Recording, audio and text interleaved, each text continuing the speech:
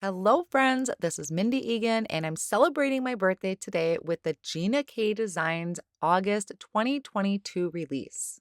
In this video, I'm going to quickly go through the entire release, including the brand new card kit, and then I'm also going to share with you these examples I'm creating today using the stencil in the kit. I will have chapters down below in the video description if you want to skip straight to the card. First up, we have the Grow Through stamp set, which has these abstract botanical designs to it and coordinating die. I absolutely love this set and cannot wait to share inspiration using it. We have the Happy Life stamp set, which also has some abstract designs to it and coordinates with the previously shown stamp set, along with some coordinating dies. We then have whimsical wildflowers too, with these beautiful etched designs and kind of that script lettering for these sentiments. Coordinating die can be purchased separately as well.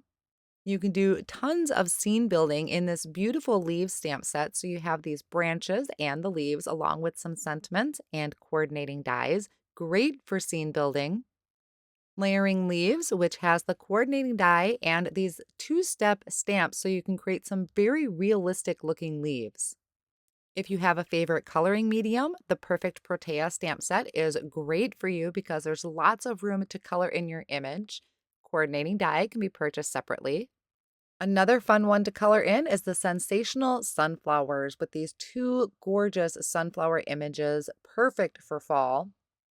And speaking of fall, we have the Autumn Scarecrow. Check out that adorable tower of owls, plus that fantastic scarecrow. We then have the autumn branches with these whimsical designs and these sentiments that coordinate with each other, and you can mix and match.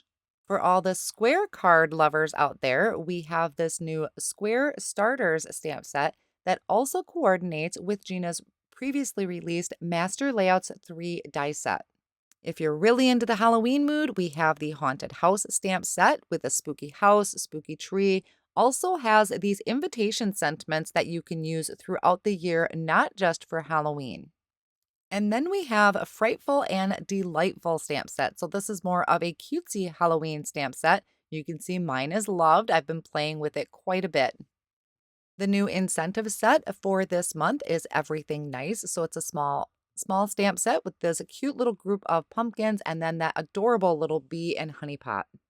And now for the grand finale, we have the Autumn Splendor card kit. Now, if you're familiar with Gina's card kits, they are always super jam packed, and this one is no different, including stencil, ephemera pack, paper pad, stamp sets, dies, and new ink colors.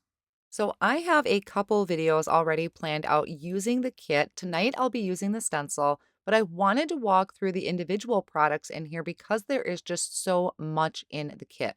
So this is the stamp set. There's also that die that says thanks and there's a shadow to it. This is the paper pack. This is our Autumn Splendor paper. So you're getting three sheets of 8 designs, I believe it is. And these are beautiful fall themed and wonderful colors.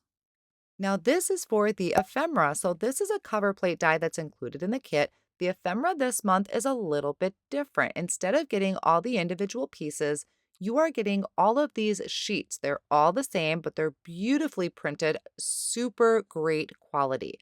All you need to do is take that cover plate die, line up those circles in each of the corner, and I tape mine down so that it doesn't shift and then run that through the die cut machine. So this is going to give you a ton of ephemera just in one pass and you have multiple sheets to work with. Then we have the Delightful Blooms stencil. So this is a 4-piece stencil that's going to create this gorgeous bloom and I'm going to be working with this tonight because you know I love my stencils. Next, we're taking a closer look at the 6 new ink colors that are coming out from Gina K Designs. What I want to do is swatch these out to show you what they really look like because I haven't swatched them yet. So to do that, I'm using this Autumn Wishes stamp set from Gina K Designs. I really liked kind of that swoosh or that paint swoosh there. And my little swatch sheets that I'm using, I got from Jennifer McGuire. She has a link on her website where there's an edible version so I can change the names to whatever I need it to be. So I lined everything up in my mini Misty tool. This first color I'm stamping down is the light lilac. So we have light, medium, and dark in these lilac and orchid shades.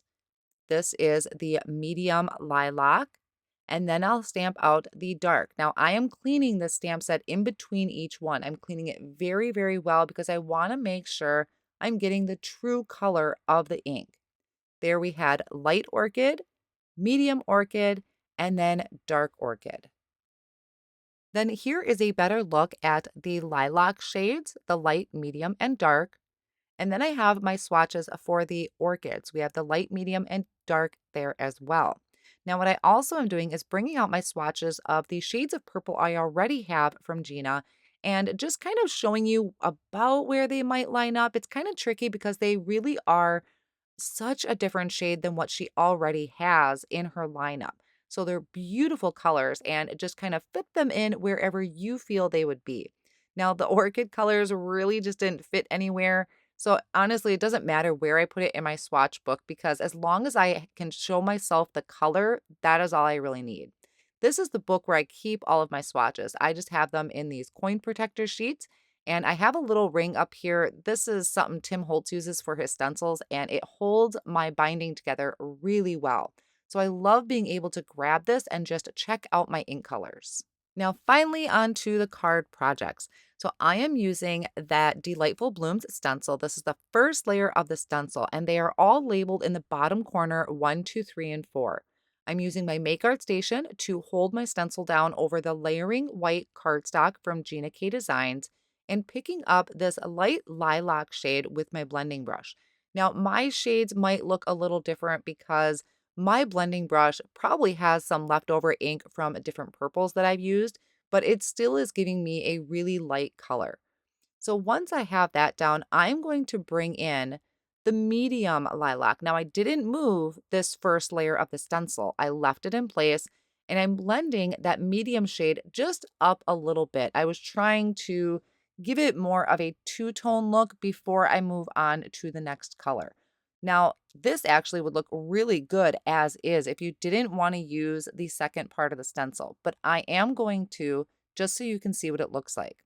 Now for the second layer, I am using the dark shade and adding that right over the areas. Just kind of be mindful there are some delicate pieces to the flower. So I'm not going super hard with my brush. I'm just kind of going in soft circular motions.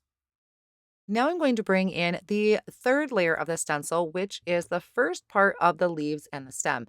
And actually, I don't think I lined up my stem there at the very top. I didn't line it up quite up next to the flower, but I think it still looks really good. I kind of like the look of how this flower is. It's very different.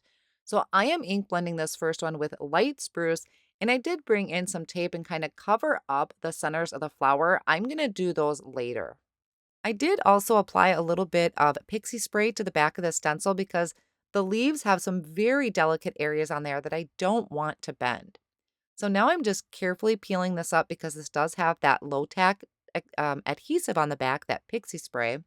And then I can bring in the fourth layer of the stencil, which is going to give us a little bit more detail to our leaves and our stem. And for this, I believe I used dark spruce. It was either the dark or the medium. I doesn't really matter as long as there's two shades to really kind of show that contrast. I'm going to bring in Wild Dandelion with a mini ink blending tool and just kind of lightly go over the centers of the flowers. Now, this is the fourth piece of the stencil. So I'm going to bring back in my third piece. To me, this is how the centers of the flower would go, but totally optional and up to you. And I just went over that again to apply a little bit heavier of a hand to show the detail in the centers. Now that that's done, I want to bring in another one I did off screen using the orchid colors. So the light, medium, and dark orchid, and I still used the spruce shades for the stem and the leaves. I have another one that I did where I masked off the top of the stencil because if you noticed in the other ones, I got a little bit of ink above the stencil. So I made sure on this one to mask that off so that I can kind of move around this frame from master layouts too and kind of have more of that open space towards the top.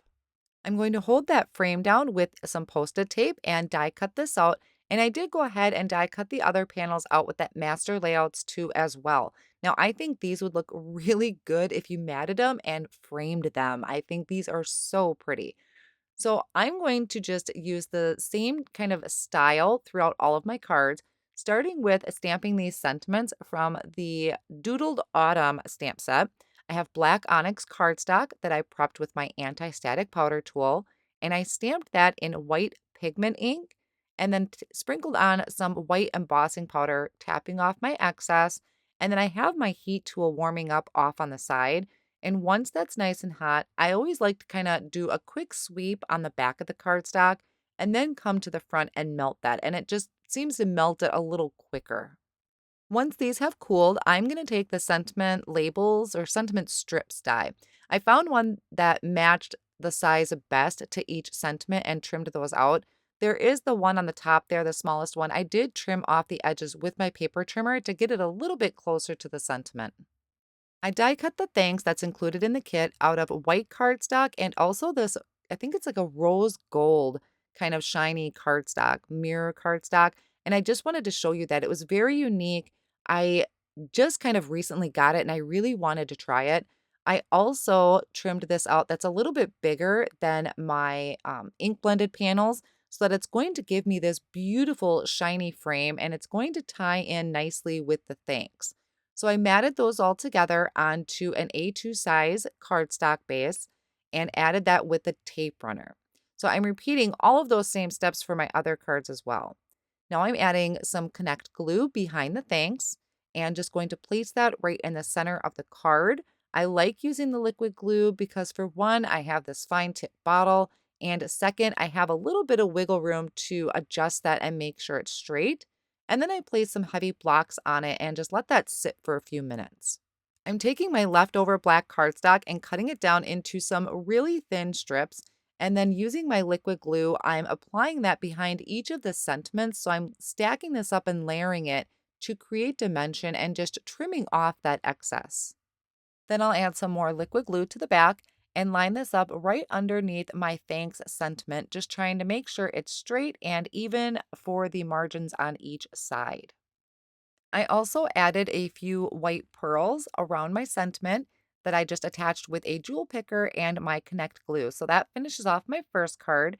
Here's the second card where I placed the sentiment up in the top corner. That was that open white space I purposely wanted to have. And that one was finished off with the clear dewdrops. And this one I finished off with some of that clear quartz sequence mix. That finishes off my card projects for today. I hope you enjoyed them and taking a look at the release and the card kit. I have a ton more inspiration and videos to share with you featuring this release, so I hope you'll come back. All of the supplies will be listed down below in the video description and over on my blog as well. Thank you so much for spending time with me today. Here are a few more videos I think you might enjoy.